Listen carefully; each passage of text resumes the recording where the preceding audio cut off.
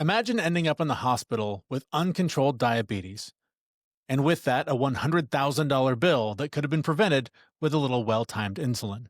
Our guest today is Dr. John Oberg. That happened to his mother in law. As a result, he got pissed, got his doctorate, and helped 49 out of 50 patients who had failed for years get their condition under control in just 12 weeks. How? Not willpower, not keto, tiny changes. One patient could only eat ice cream, so they changed the flavor to less sugar and their blood sugar dropped. This is what healthcare can look like when someone actually gives a shit. Today we're talking about implementation medicine, groundbreaking AI health tools, and why loneliness might be killing you faster than your blood sugar. Hey folks, this is Brobots, the podcast that talks about AI, technology, and your health and your wellness and how they all combine, sometimes into a big clusterfuck of a mess. And that big clusterfuck is something that I've complained about, you've complained about, we've complained about it here on the show plenty. So there's no shortage of complaints. We can all do that. But when it comes to the mess of what the US healthcare system is, we found somebody who's actually trying to do something about it. We were lucky enough to convince him to hang out with us for a little bit and talk about the work that he is doing and about how a lot of it is built on the backbone of AI and advanced technologies that are helping him scale his business, which in effect means helping more sick people get better faster. So our guest today is Dr. John Oberg from Pristine Health. He is an expert in reversing type 2 diabetes, and so we asked him to start by sharing the story that inspired his mission to take on this incredibly massive challenge. Working with or trying to resolve the problems that many people face with type 2 diabetes is what sort of set you on this path. Tell us more about that. What is it that sparked that curiosity and put you on this road? Yeah, so I worked with organizations doing change management for a long time and then started a healthcare company in 2014 that was doing something called medical cost sharing, where it's like insurance, but it's not insurance. And so people bear one another's burdens. And we saw lots of people that dealt with, chronic disease, cancer, but it hit home, years later when my wife and I went to visit her mom. And her mom had type 2 diabetes and hadn't checked her blood sugar in a few days. And the blood sugar was so bad that she ended up in the hospital. And it was a totally avoidable hospital visit. And, my guess is the hospital visit cost $100,000. It was paid for by Medicare. So the US taxpayer paid the bill. And you have a $100,000 bill that could have been solved with, a couple shots of insulin well timed. And I got really angry. And so I went back to get my doctorate and I told people at USC that I wanted to solve type 2 diabetes. And they told me that was cute, that we've been working on that globally for like 60 years and we couldn't do it. They didn't say couldn't. They said that's a big challenge. And we took 50 patients and they were all really sick, A1Cs of 9.6. And so 6.5 is diabetes. And they'd all been uncontrolled for years. And 12 weeks later, we had 49 out of 50 patients in control and kept them controlled for the next 2 years.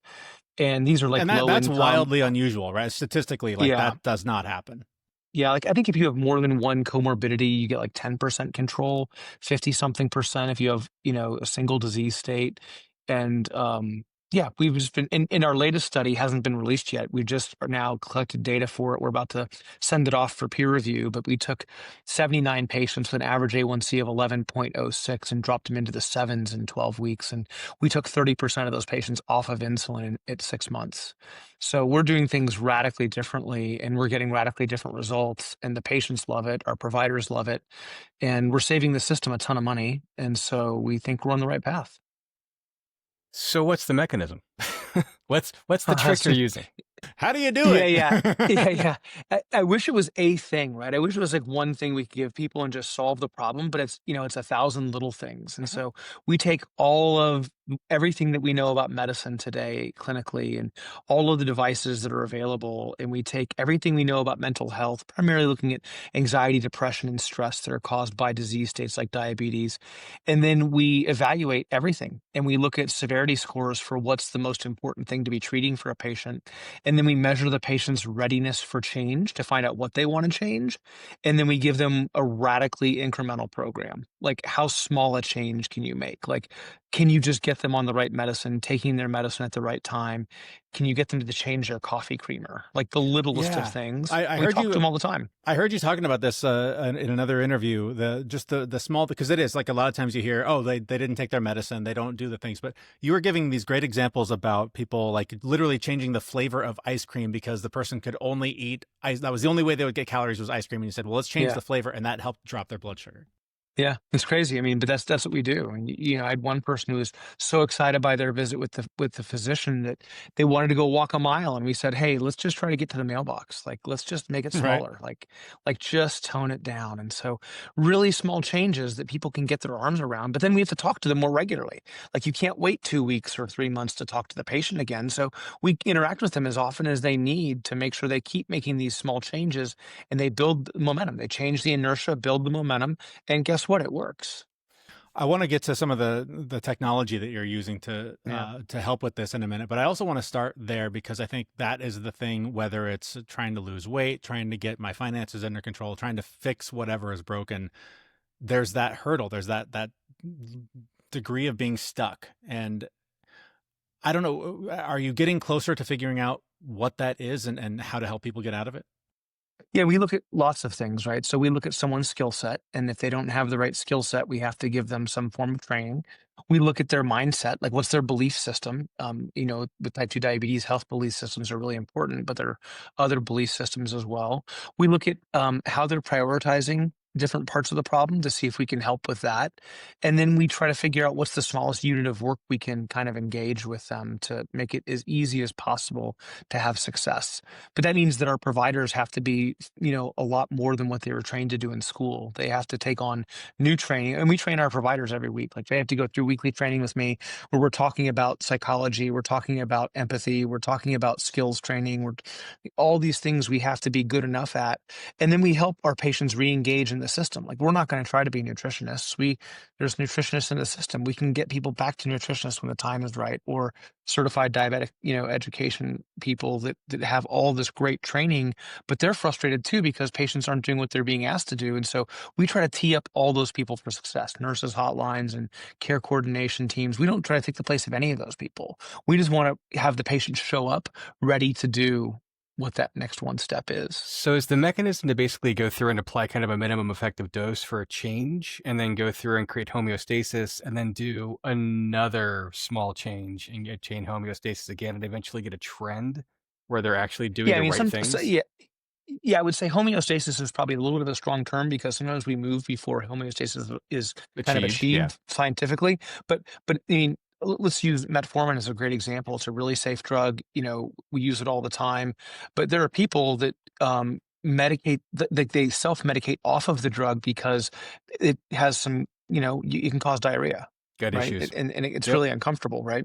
And so, but if they're, we talk people through that. We can't stop the diarrhea. We can get them on metformin extended release instead of regular release. We can have them taking it twice a day instead of once a day, which is a little bit less difficult. So there's things we can do to make it a little bit more palatable for people. But then as soon as they're kind of ready for the next change, we want to make the next change. We might not be all the way to homeostasis necessarily, but we do want to keep them moving, right? Like I think your idea is the right idea. Yeah, and then from an overall measurement perspective, I'm guessing you guys just have a metabolic panel up front, and then you get continuous monitors like CGM sitting on them, and maybe another wearable that tracks their activity functions, sleep, all those different pieces, and you try to correlate that data into some type of time series graph chart and create trend sets around that to try to understand what things are happening, and then you can make small incremental changes to strategy if you can move those markers. All of that. Now, what I would say is that CGMs are probably one of the most misunderstood devices in our practice Yeah. for our practice. We prefer to have people using blood sticks for their fingers Mm. because it's so much more accurate when you're using insulin in particular. Yeah. But CGMs are really great for like the person who wants the data for behavioral reasons. This is one of the big conversations we have between the medical doctors and the behavioral people in our practice. It's like, hey, a CGM may not be clinically indicated for medicine, right? But it's really great because it can give somebody some data about their behavior and make the behavior change so much easier, and therefore have a really big clinical impact medically. And so we have to look at things through kind of some different lenses sometimes. And so the data is really important for some people, and for other people, it's stressful.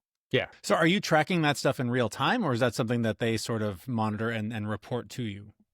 Well, I mean, first of all, I would say CGM data isn't real-time data in the sense it's interstitial fluid, it's not blood. But no, our patients track it, and then we do in some cases monitor the CGM data directly.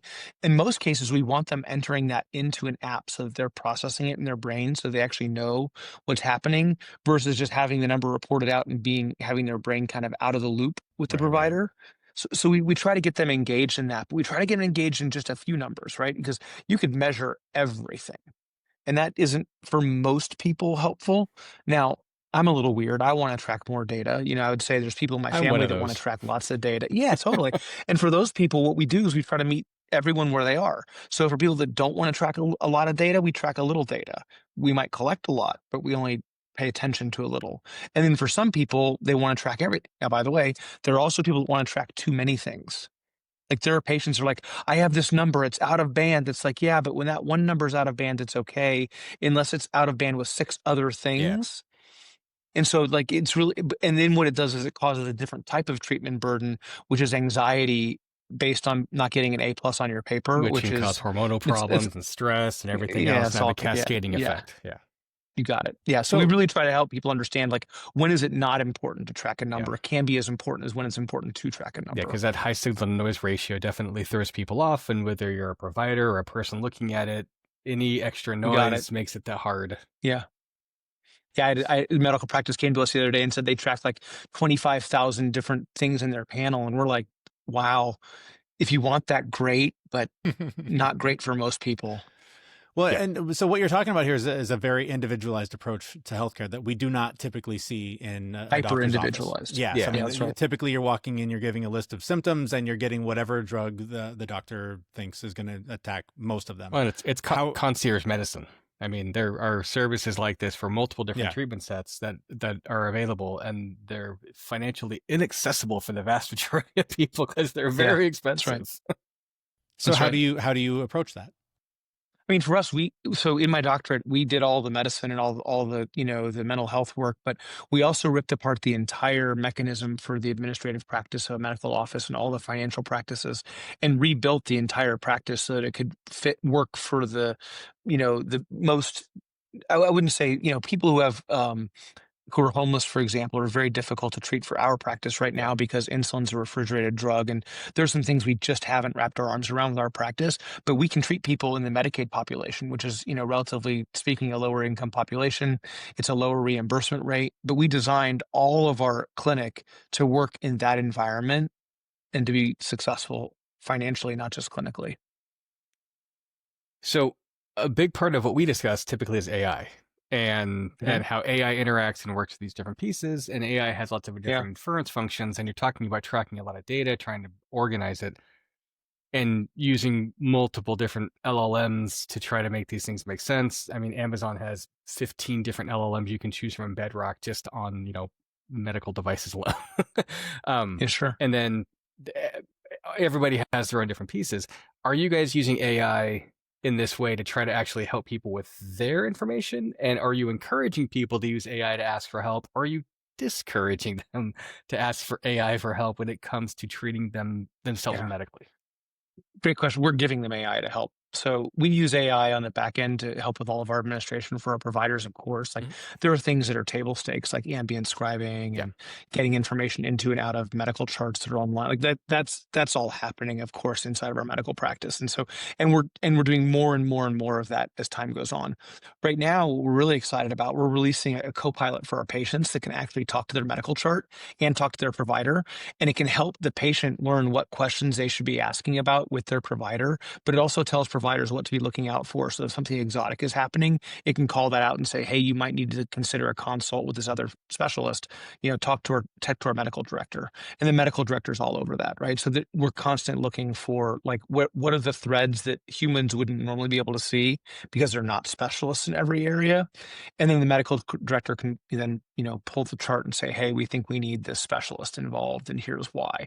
And then we have this really beautiful continuation of care note that we can give to that specialist and say, hey, here's what's relevant to what's going on. Here's what's less relevant, but important for you to understand. We have their entire chart available. If you need to see labs, images, whatever, let us know. We'll get it over to you. And so we do. I was joking with someone the other day. We do crazy stuff. We ingest like all of their medical charts for a patient before they come see us for the first time, and then our providers do this crazy thing. We read the chart before we see the patient. Shocker. Right. Just crazy stuff, Yeah, right? wild. And now we don't have to read all of it. We just read the parts the AI is kind of flagged appropriately, Yeah. and it goes in and it characterizes like you must read this, should read this, probably don't need this. It's archived, but here's the summary of it. So it kind of gives you a heat map of their actual medical Yeah, information and says, look here first. That's actually very that's interesting. right. That's a great use case.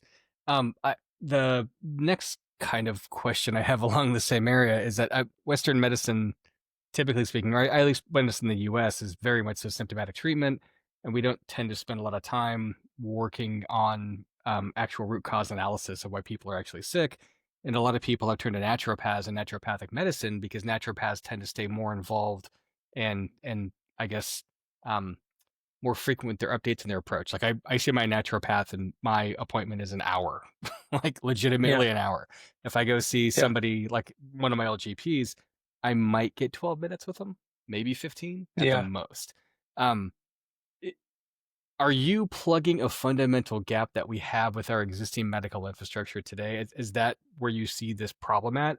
Because I'm guessing the techniques are trainable and you could teach other people how to do this, and we could do this at scale for everybody out there if the medical teams themselves, if the medical practice itself would actually change, that require massive changes in insurance providers and how we actually treat medicine and treat people.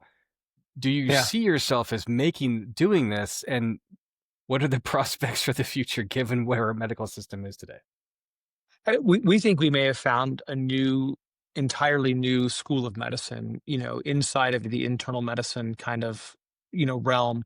Right now, it's based on chronic metabolic disease, Yeah. but it really is implementation medicine, and how we implement these things is really important. So we think there's a whole new set of protocols that providers need to learn to do this very specific thing for these very sick people. And we do think it's not taking the place of a primary care shop. It's not taking the place of a specialist. It's not taking, we work next to endocrinologists and Yep. cardiologists and pulmonologists. And so, so we think it's, infinitely scalable. We're building technology to be infinitely scalable. We think that's true. And, and we spend a lot of time with patients, really. I mean, our first visit could be an hour if it needs to be. Patients don't generally need to spend that long with us. They don't feel like they want to, but we put that much time aside inside of our practice. And then again, we talk to them regularly. Like if they get, their AI and they're interacting with their chart, and they're like, I have a question for one of your providers, the AI can say, well, do you want to schedule an appointment, or do you just want somebody to call you between appointments? And a lot of times, like, hey, can you just give me a quick call? And it's not having to go through the front desk. And it's like the provider just calls and says, hey, what's going on? I saw you were talking about, you know, whatever you're talking about. And here's what I think needs to happen next. Cool. If they need new prescriptions, like, great, I'll send it over to the pharmacy. No big deal. Everything else is good. Cool. Need to make a change of plan? No? Okay, cool. And then sometimes we change the plan. Sometimes we don't change the plan. Yeah, it's just like you're meeting patients where they're at, which is great because a lot of patients have a lot of nervousness about talking to doctors. I mean, white coat syndrome is a real thing. Like I have it. I go in and I see my doctor, my blood pressure spikes every single time. I'm Sure. suddenly, in the 130s over 90s, and they're like, you should be on blood pressure medication. I'm like, you put me on it 3 times and I've crashed. Like, you're going to Yeah, kill me yeah. if we try to do this again. Because Yeah, I'm normal. it's just take off the white coat and I'm cool. Yeah, Seriously. that's kind of it. And I mean, being able to have a conversation with something that's not human, I guess, or maybe something that you're not worried about being judged by, I think is huge. Yeah, there's some science behind that, and it Yeah. works well in some circumstances, but we've got to be careful too. Like the human interaction is really where it's at for us. All of our providers are on a first name basis with our patients. People, I often get Dr. Oberg. It's like, man, if you see me in the hospital or in my classroom, that's cool. But if you're a patient or a friend or a colleague like John, like that's just a much better way that we're going to Yeah. interact together. And there's some early evidence that, like, for some parts of cognitive behavioral therapy, that people are interacting with it and getting better results than talking to a Mhm. human. So I think that we're going to find that there are some, places where anonymity makes a ton of sense. But I want to be super cautious Yeah. about that because, I mean, with all the hallucination and thing, the AI's got limitations as well, and we're bought in. Like It's batshit we're crazy at converts. times. Yeah. There's no So doubt. so we don't We have some ways of putting expert systems along Mhm. AI so that we can actually make sure we don't have hallucinations Yep. in any kind of environment. And then we have the obviously human in the loop systems that work, really closely with the patients. And so we're very careful when we have fully autonomous systems. We would never use a fully autonomous system where something's going to, have anything clinical at all. Like that just would not be appropriate for But us. it plugs that gap of being able to have that constant contact. Like if I'm somebody that's having an Mhm. anxiety problem and I can't get a hold of my doctor, my physician, and I can talk to a Or if they robot and say, "Hey, I kind read of this feel article better. online." Yeah. Like, "I read this thing Yeah. online, Vet like, this is out this for me. true?" It's like, Right. and then we have guardrails in our system. We're like, "Yeah, no, that's not actually true, Yep. and it's popular science, and it's unfortunate because," and, for us, we have this kind of gradient for people. It's like, "Here's what the science knows for sure. Here's what the evidence is telling doctors to do, and they do in the practice. Here's stuff that we just don't know. It's probably not gonna hurt you, but, like, if you wanna give it a shot, just be informed that we don't think it works. Maybe it works. Try it on, see if it fits. Maybe it's placebo, maybe it's great. And then there's stuff that does harm. Yeah. And so as long as we're telling patients like they're getting full like information about where all of that is, and then patients need to be agents and make their own choices based on what the science says. Enabling people to actually make their own decisions. That's an interesting Patient concept. agency is huge for us. Yeah. Yeah, I mean, because we're taught very young to not do that. Like your doctor said to do this. This is the thing that you have to do. Like, you know, get X amount servings of dairy a day, get X amount servings of meat. And there's just some people that Oh my don't do gosh. right with Have you that. read Fiat Food? Oh boy. Yeah. Yeah. Go read the book Fiat Food. It was startling. It was scary. It was, the food pyramid is not a thing for anyone listening. It's just not a thing. Whole food, we talk, eat more whole food, move to the right, meaning from the left hand side processed food, right hand side whole food, move to the right, and then for exercise, move more. Like we can talk about optimization, and there are experts in optimization, which I would say that our practice is not an expert in like peak performance Mhm. optimization of like physical. Like we can get into that science, we know it pretty well, but like the vast majority of humans just need to get up and move. Yeah. Well, and it's tricky too. I mean, with the risk of getting political here, but I mean, even the idea of eating whole food, right? If you stick to the outer rim of the grocery store, it sure looks like whole food, but it was not raised that way for the most part. So, I mean, it's very You just got to be hard. careful. Yeah, you Yeah, got to be exactly. careful. You got to read the labels and know what Yeah. no. And we talked it. We actually read labels with patients. That ice cream story was Right. us Yeah. reading labels with patients, right? So we'll read labels with them, and so I am. AI's made meal planning easier. It's great. Yeah, and I wanted to ask you about your take on mental health because so many people are using AI for a mental health surrogate, whether it's in place of an actual therapist or in conjunction with. I do it myself, very guarded and very carefully. And there's a lot of things that used to be thought spirals in my head that would spin there and keep me stuck that I can now go to that judgment-free zone, dump them out, and get some organization to my thoughts and start to come up with an action plan. So for me, it's been wildly beneficial. Yeah. For other people, it's been deadly. So I'm curious your take on it and where you see the future of mental health with regard to AI. Yeah, I'm pretty cautious here. I think, my first coaching experience ever in my life, I was getting coached by a kind of a coach early in their career, and they took me into kind of the therapy zone and did some pretty therapeutic damage that it was undone by a doctor later on who had the right credentials and the right therapeutic background. And so I think here's a great analogy. When I'm using AI, which I use every single day, I'm exceptional at using it in my domain of expertise. It really speeds me up, but I don't code software. And so I work with our chief technology officer who does that. And when I watch him use AI for coding, it's like a different language. Like he can use AI in his domain of expertise and get sped up, 10 to 100 times. Yeah, I I don't can write use code anymore. I a use AI to do all of yeah, it. It's amazing. yeah.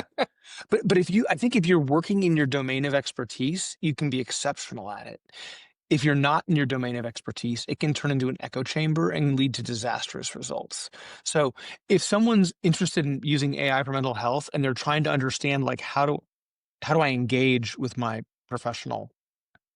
How do I engage with people that are in a future looking environment? I think those things are less dangerous. I think taking AI into a therapeutic environment where the AI hasn't been built for that specifically has a lot of danger to it, and I would recommend not doing that. Like, I think, look, Look, I think talking to an AI and not versus not talking to anybody, like I think, gosh, I believe we can lower the cost of mental health care by 90 or 95% using AI. Here's the way I think we should do it.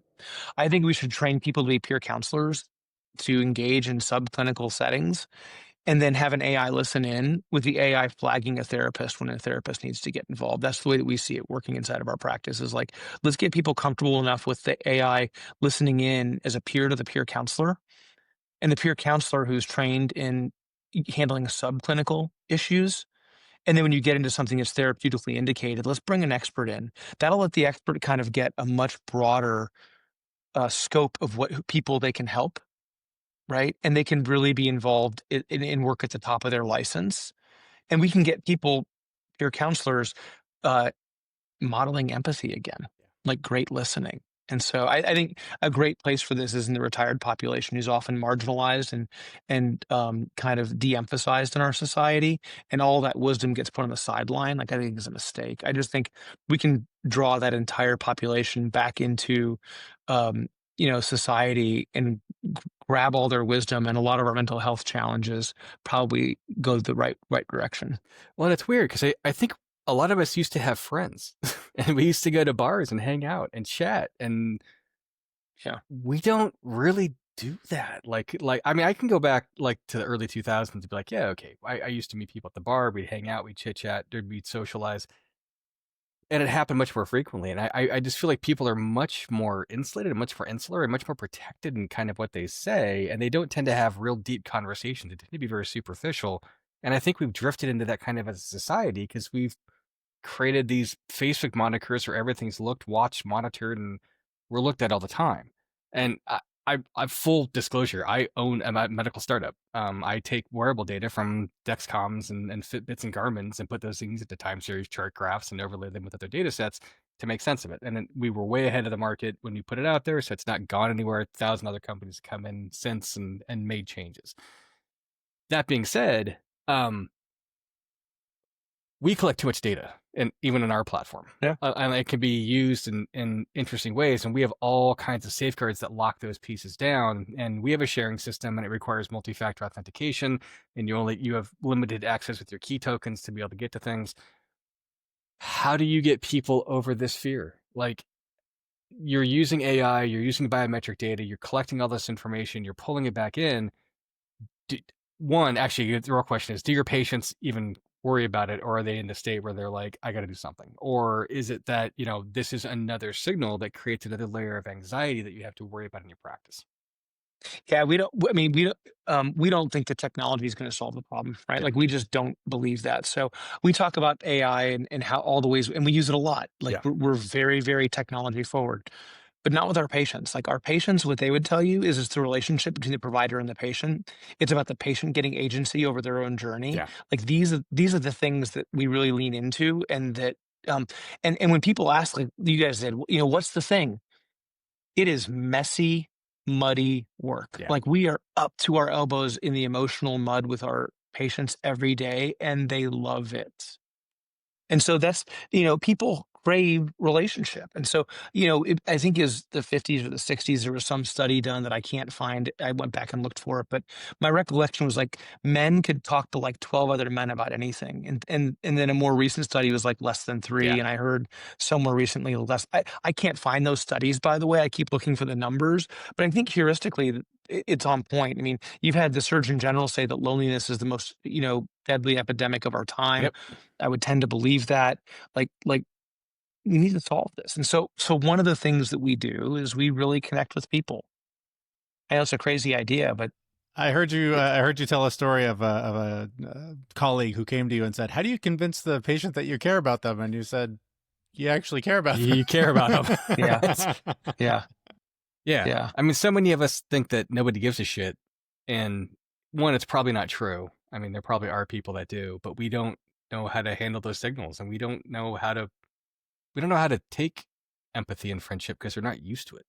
Like, I really think that's the case with, I mean, I look at my kids and how they interact and behave, and it's a whole different level, and they're way more open and honest than I've ever been. But as a Gen Xer, like, we're just taught to swallow so much and not say anything. And yeah. Yeah. Part of that's sociological. Like there's a thing that happens every 25 years. We go through different cycles, and Mhm. there's a 100-year cycle we go through. And the way I had heard it described to me early in my life was that they said that bad times make strong people, make good times, make weak people, make right. Yeah. So it's the hard times. Yeah. So Yeah. so you go through this cycle, and so you know, and and then we have people that are, the kids grow up, right? It takes until you're 25, 26, 27 years old till your brain's fully formed, depending on lots of I'm factors. still And waiting so, for it to happen. well, and empathy is a practice skill, right? Like you have to, like I didn't make really good lifelong friends until I was in my early 30s after I started going to that therapist I told you Yeah. about.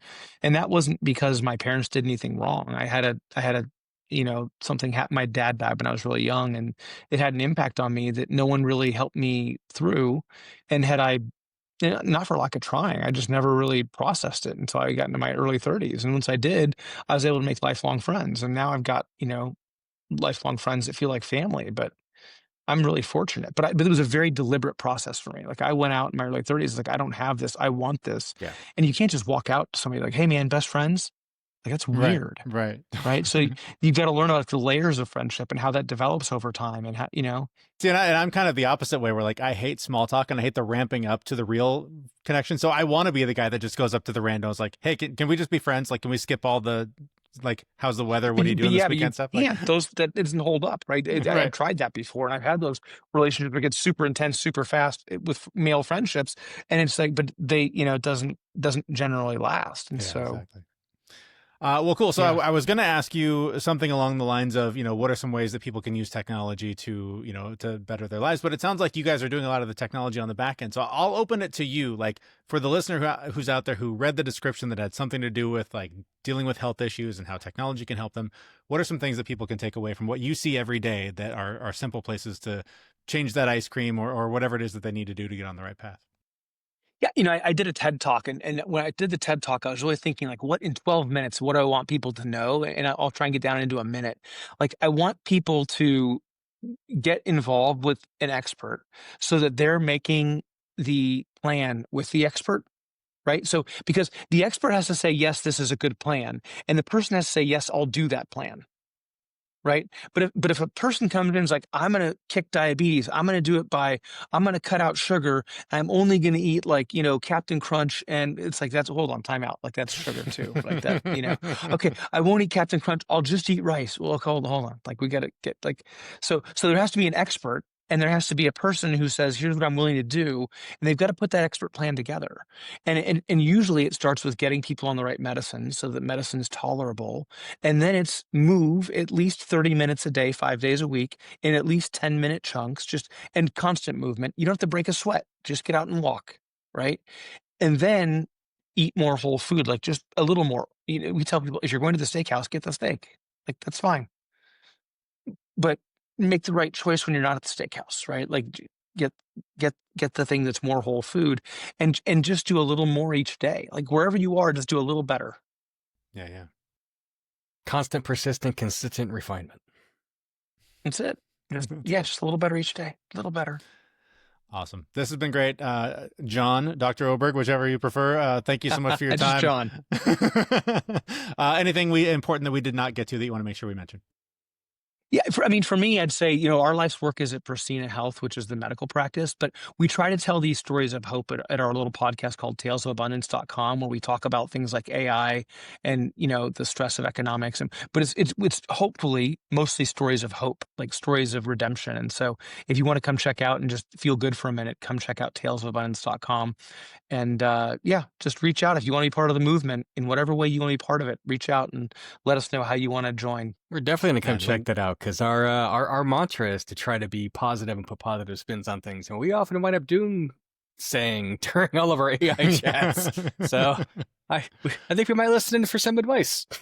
Exactly. Cool. I'm pretty hopeful. Links to all of the above in the show notes for this episode. John, Dr. Oberg, thanks so much for your time.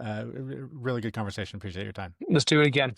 Let's do it again. Thank you. All right, that again is Dr. John Oberg. Our thanks again to him for being on the show with us here today. You can find all of the links and necessary resources that we talked about in that conversation at our website. That is brobots.me.